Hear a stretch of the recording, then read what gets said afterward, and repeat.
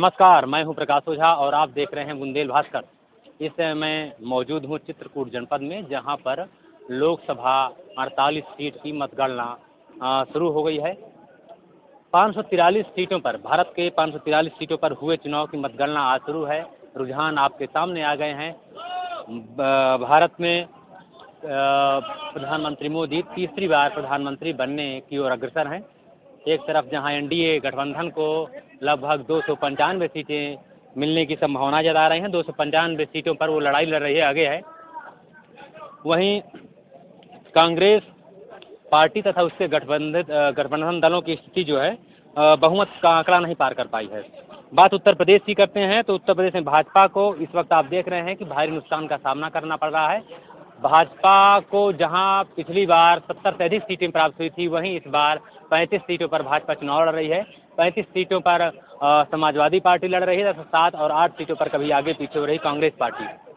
भाजपा को इसके नुकसान का कारण यह हुआ कि बेरोजगारी और महंगाई तथा पेपर लीक जैसे मामले यहाँ पर जो है मुश्किल हो गए हैं। ये इन कारणों से भाजपा यहाँ पर पीछे हो गई है।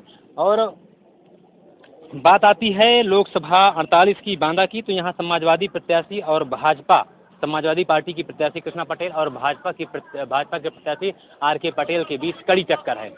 भाजपा प्रत्याशी आर.के. पटेल लगभग 12 बजे तक कभी 2000 कभी 4000 मतों से आगे होते थे, लेकिन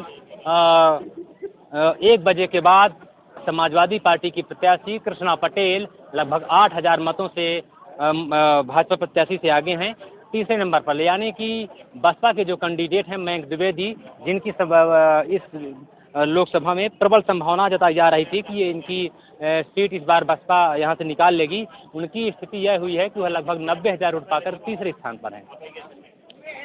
हालांकि स्थिति साफ होती नजर आ रही है।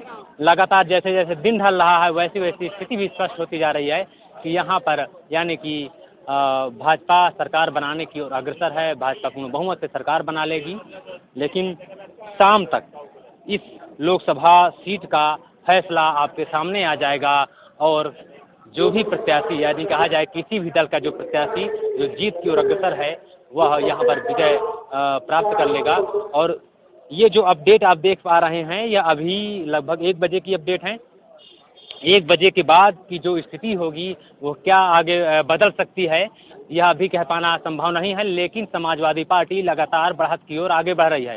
हालांकि बांदा और चित्रकूट की 5 विधानसभाओं का जो जनमत था, इस बार लग रहा है कि वह सपा कहीं ना कहीं उसका फायदा उठा रही है और भाजपा का जो कोर वोटर था वह टूट करके बहुजन समाजवादी पार्टी की तरफ चले जाने के कारण भाजपा को इसका नुकसान का सामना करना पड़ सकता है।